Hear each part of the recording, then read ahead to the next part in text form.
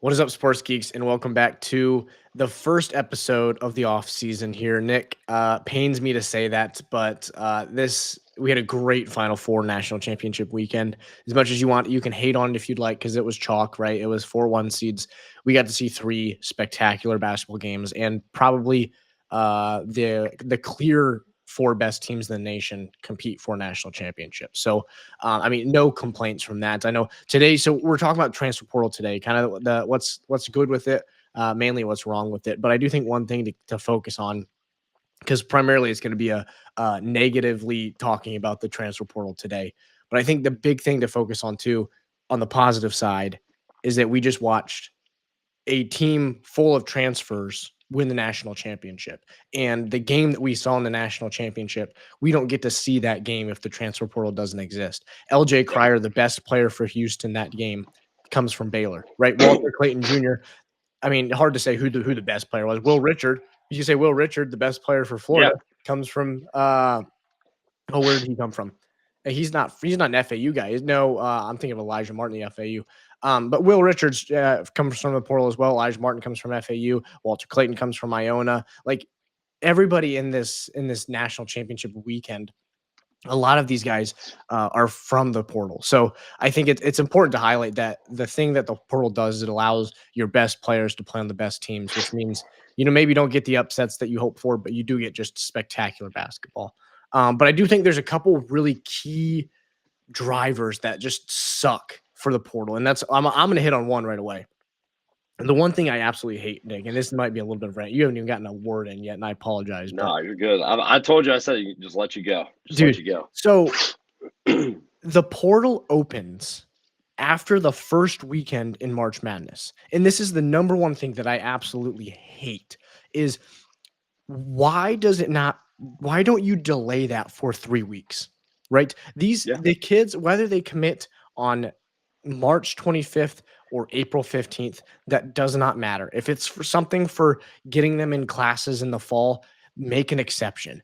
Like you are making coaches who are in the tournament, right? And you think about what are the attractive teams, the programs that these key players want to go to, probably the teams that are still playing on the second weekend of March Madness. So why are you making it in which those teams have to prepare for their biggest game of the season and recruit in the transfer portal? Because the timing of the transfer portal is so crucial. If you say we're not going to contact this guy for 2 weeks because we're still in the tournament, he might be committed 2 weeks away, like from then.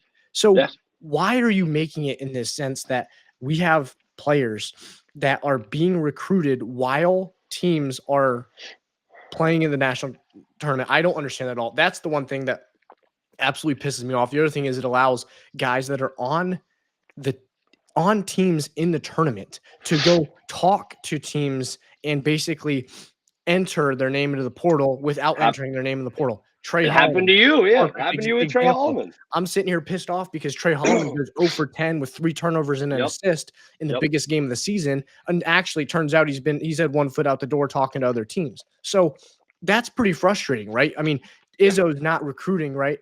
He says he's not recruiting. He probably really is, right? He is somebody. He's got somebody there doing it, but that's also somebody who's not game planning for Auburn, right? It's not another set of eyes to see what type of defenses and what sets you can run against Auburn to try to help you win the game. Instead, you have a guy that's trying to go out and get a guy that's been in the portal for a week and a half.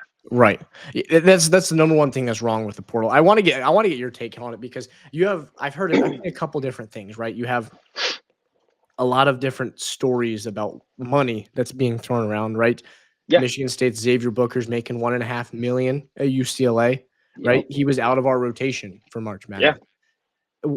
Do you agree with the uncapped NIL, I should say? Like, do you think there should be a cap on it, or are you okay with a guy that's outside of the rotation going in and making a $1.5 million somewhere else?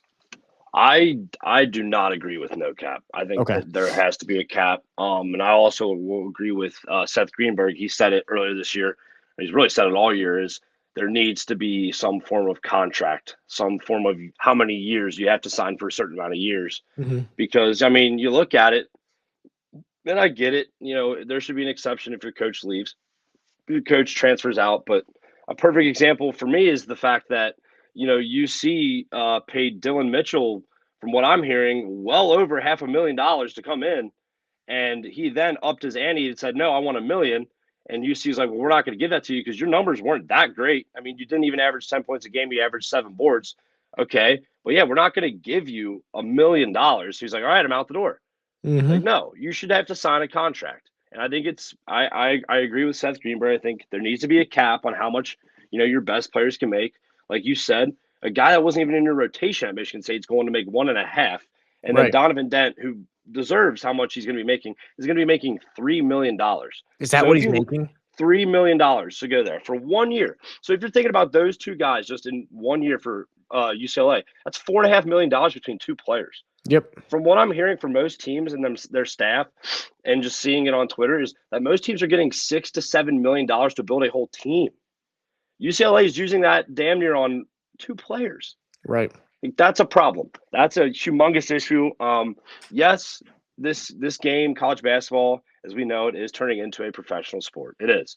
It is turning into a professional sport. But if it is, you got to sign contracts. Yep. There's not just guys in the NBA that are going, signing a 1 year for, let's say for them it'd be $35 million, and then they can be like, all right, well I'm just gone, and then I'm going to go sign another $35 million. Like, no, that's not how that works. You most of these teams, if they're going to get these really good players, are not going to have them for 1 year, pay them all that just so they can hop to the next school, because you never know if Donovan Dent has another year of eligibility after this year. He hates UCLA. He takes his $3 million. Let's say he goes to a blue blood like Kentucky that was recruiting him hard, and they say, we'll give you 4. Yeah. That guy's going to be making $7 million in 2 years. And he's also going to be going to class. And that's my biggest problem is you are a student athlete.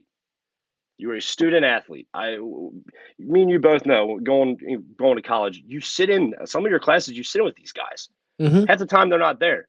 But guess what? They're still a student athlete. Right. So yeah, you shouldn't be able to make millions of dollars uncapped from your school alone, which I also think is another problem, and I'll cut it off here. But NIL was not made for schools to just directly pay their players.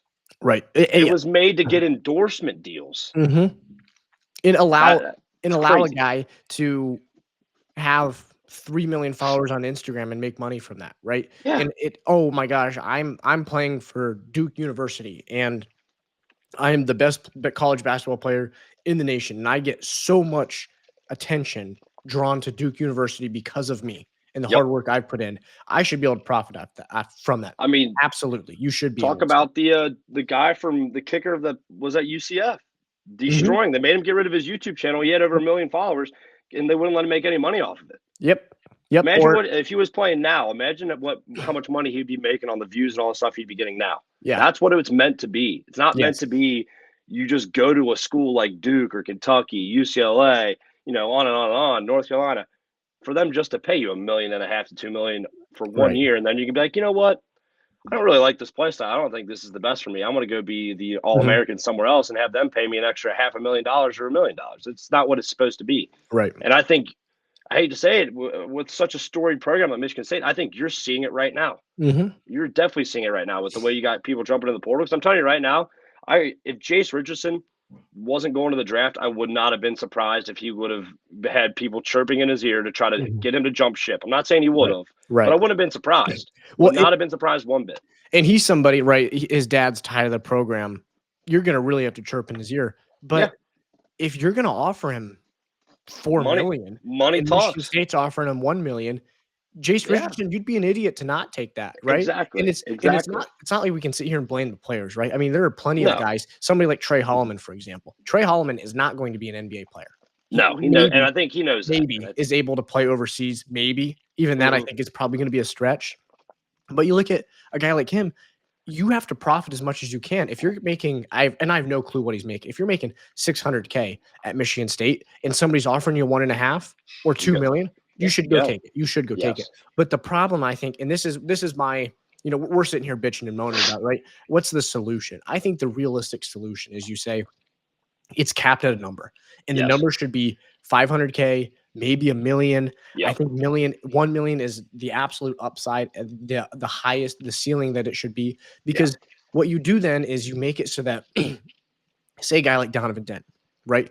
You are so valuable for the New Mexico program. And I understand coach left, right? And so obviously there were some moving pieces there either way. But Assuming he went to a Big East school that has money, and they still couldn't right, get him to go. right.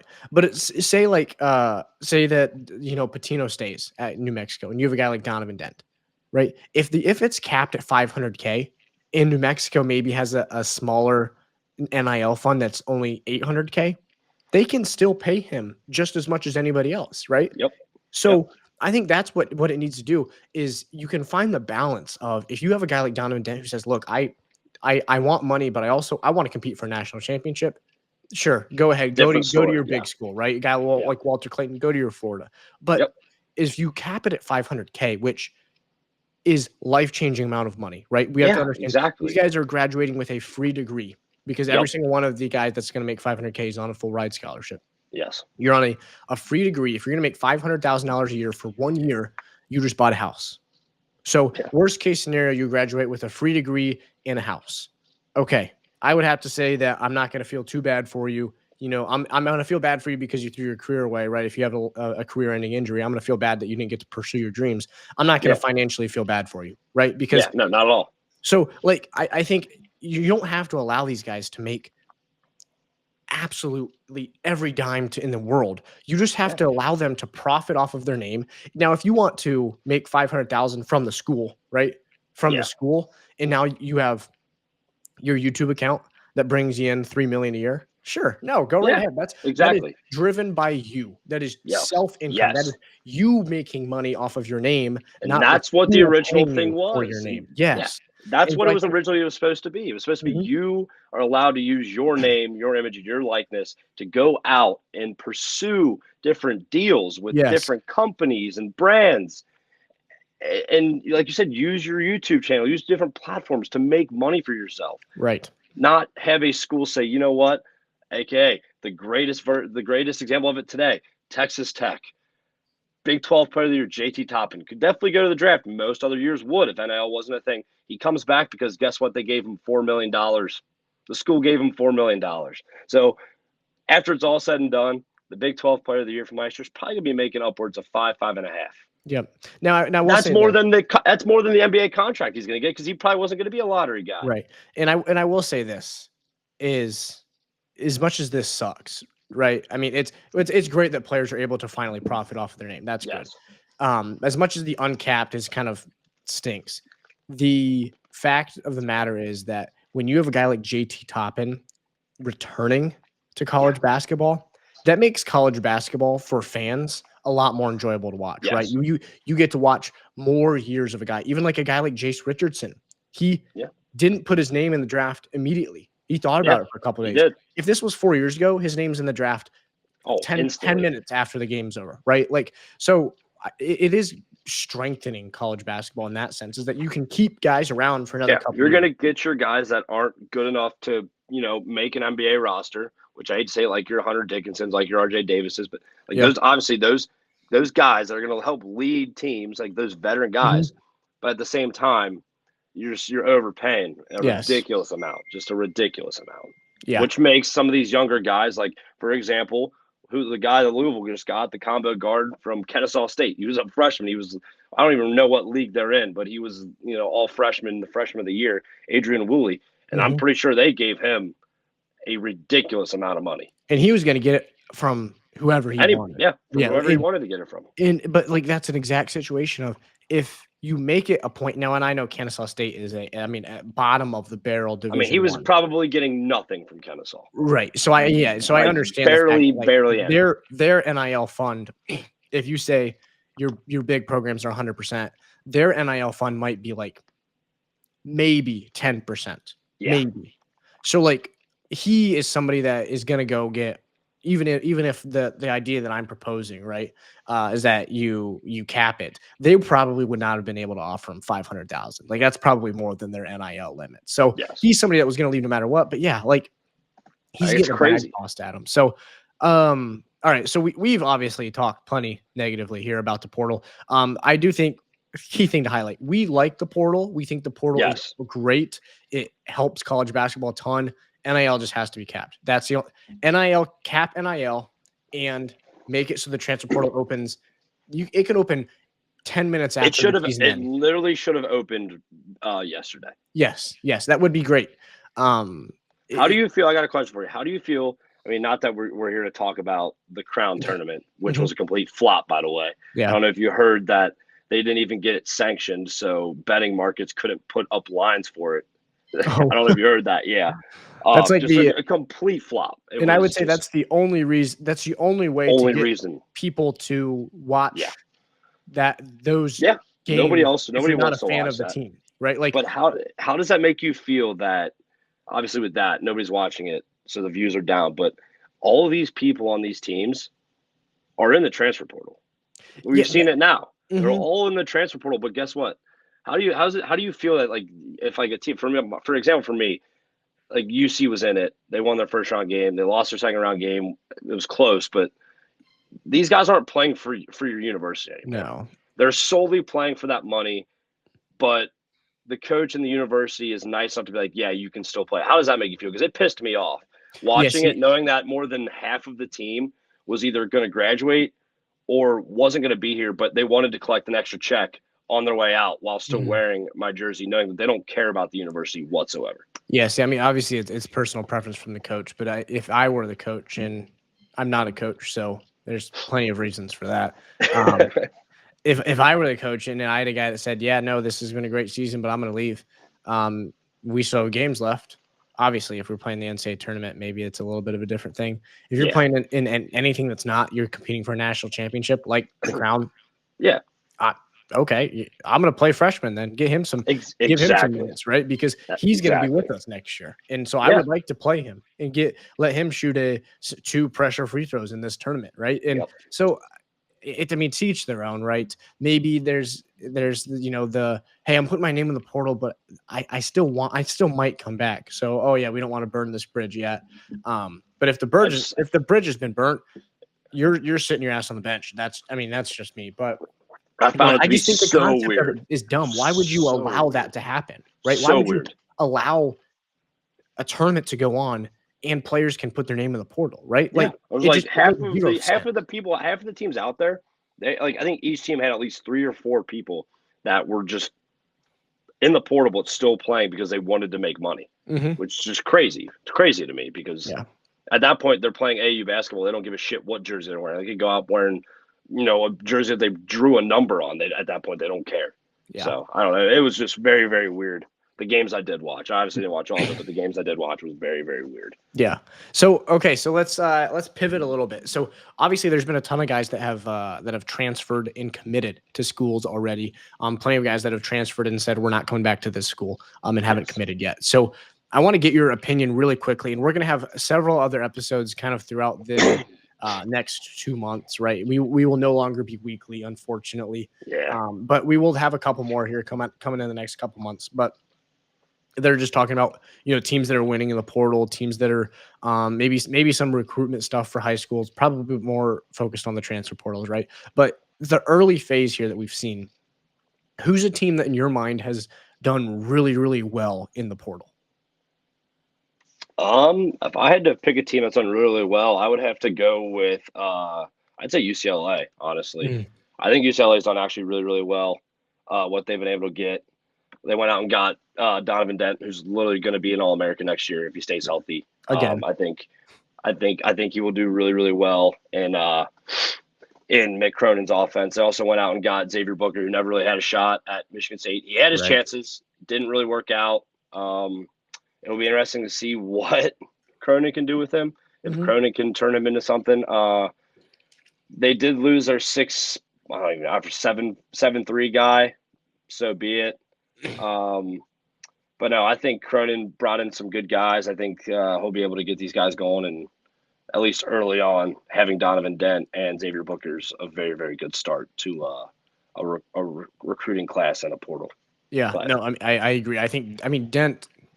You look at their transfer portal class and you take Dent out of it, it's not good. Yeah, it's not good, no. But Donovan Dent is like oh my gosh, you got him. Like that is a team changing, season changing get. So I understand from UCLA throwing $4 million at him or $3 million on him because definitely worth it. Right. So no, I agree with you. The Donovan Dent get alone is going to be so valuable for them and allow them to have your shot creating finisher at the rim, closer in the game, in the Big Ten. So I do like that. My team I'm going to go with is Kentucky. I mean, obviously Kentucky had a great portal last year, right? Bringing in Mark Pope, you had to have a good portal. You had no returning scholarship players, all guys who didn't know each other. But I think so far, I mean, obviously bringing in Jaden Quaintance from Arizona State, he is a stud. I mean, he is absurdly talented. The numbers maybe didn't show it this year, but if you watch him play, he so is raw. He's so raw. So I think that Pope is going to have his hands full as to get him to fulfill his potential, but his potential is a top 5 pick in the draft. So, I mean, if you almost fulfill your potential, you're going to be a great, great college basketball player. And then also going and getting Diabate from Bama. That's a good get. I mean, Diabate is a good physical player. He's good. Struggled to get minutes. Yes, yes. But I think I would go with Kentucky there. And I'm going to ask you too on a team that you think maybe has struggled a bit. I'm really hoping you don't say Michigan State, but a team that struggled a bit in the portal so far. And I'm actually going to go first though because I went Kentucky, and I'm going to stay with some blue bloods. I'm going to say North Carolina. I think North Carolina has really struggled in the portal. They've had a couple guys come in, and I understand that. Right, you get a guard out of West Virginia, but I just think that I mean I think got the big guy from Arizona, but I think that when you lose Ian Jackson and you go lose Elliot Cadeau as well. Yeah. So you lose Elliot Cadeau and Ian Jackson, and RJ Davis is gone. That means you have Trimble coming back, and that's the only guard that you have coming back. So from a team that was led by guards. Yes. So we talked about them earlier in the season. They were like they are great at running up and down, but they don't have an inside presence, right? So I understand you go get the center out of Arizona. That's going to help with the inside presence, but you just lost 3 guards. And so I mean, and 2 of them to the portal. I think they've had a really rough start to the portal. Obviously, there's so many good names left. You could go get 2 more great guards in the portal, and I mean, my statement is no longer valid that they've had a bad portal. But as of right now, in this kind of first phase, I think they've struggled. I'm curious to hear your team here that's struggled. My team, I think, has struggled, and I think this is honestly back-to-back years with this team. I don't really know what's going on. I don't think people want to go out here and play here anymore, which really blows my mind, and it's Kansas. This is back-to-back years this has happened. We're kind of looking at like a complete roster turnover again. You look at the outgoing transfers they have is Storr, Rylan Griffin, David Coit, Rakeem Passmore, who was a highly talented freshman that just never found time, and then another forward in Zach Clements. And then they also lost Florida Badunga, but he came back. He decided to come back. So, I mean, they brought him back, which is nice. But you're also losing Hunter. You're losing DeJuan Harris. This is going to be a team that's going to be really young. It's going to be transfer-oriented, and they've brought in 2 guys so far. They've brought in Jaden Dawson from Loyola Chicago, big whoop, whatever. I mean, we're coming from the mid-major ranks in the A-10. And then you brought in a guy in Trey White who I believe he also did the trifecta of 4 schools in 4 years. He's coming over from Illinois. So, all right, you go out and get 2 guys. You probably throw them way too much money that they didn't deserve. Is this going to be another year where Bill Self has to try to, put together a roster to go with his really, really good incoming freshman group? That's just never going to gel. But you're going to see them at the beginning of the year. They'll be a top 5, 10 team. Everyone's be like, oh, it's Kansas. And they're never going to pan out. And I think if based off of what they have so far, if it doesn't get better, they don't go out and get a big name guy from a Power 5 school, I think we could see Bill Self in his last year at Kansas. I could see him moving on. I really could. Yeah, I mean, if you're going to struggle, you're 7 seed, right? First round exit this year, and that got those people pissed. Yeah, Kansas fans were pissed they were a 7 seed. Well, in 2 years ago, right? You're a 4 seed, almost lose to Furman in the first round. And then you lose to Gonzaga in the second round. So you haven't made it out of the first and got whooped too. So you haven't made it out of the first weekend back-to-back tournaments. If you go 3 tournaments in a row, I mean, they are going to be coming for your throat in Kansas. So I just don't think they've done enough. I don't think they've done enough in the portal at all. But I would agree. For how big of a name Kansas is, you just think they would go out and do more. And I get it; they're putting a lot of their eggs into the basket. Peterson, right? Mm-hmm. The freshman. He's now number 1 overall. They actually some spots had him jump DeBansta, but that's crazy. By the way, it's just I don't know. I think he's putting his eggs in the freshman's basket, and we've seen how that's happened. What's happened with that over the past couple years of when you're just gonna let your freshman take over. It doesn't always work out usually, especially in this day and age of college basketball. Right, we saw that this year. You had the probably the best trio of freshmen since Zion Williamson, RJ Barrett, and Cam Reddish, and lost in the Final Four. So scored 1 field goal in the last 10.5 minutes. Right. So, but this has been good. We're going to continue with some updates here, probably maybe 2 weeks from now, a month from now, something like that. Let the portal get going a little bit more. Right. Let the commits continue to filter through. Let the uncommitted group continue to dwindle down, and then we can evaluate from there. But other than this, this has been the Sports Geeks podcast. They play, we talk. Thanks for watching, guys. Peace.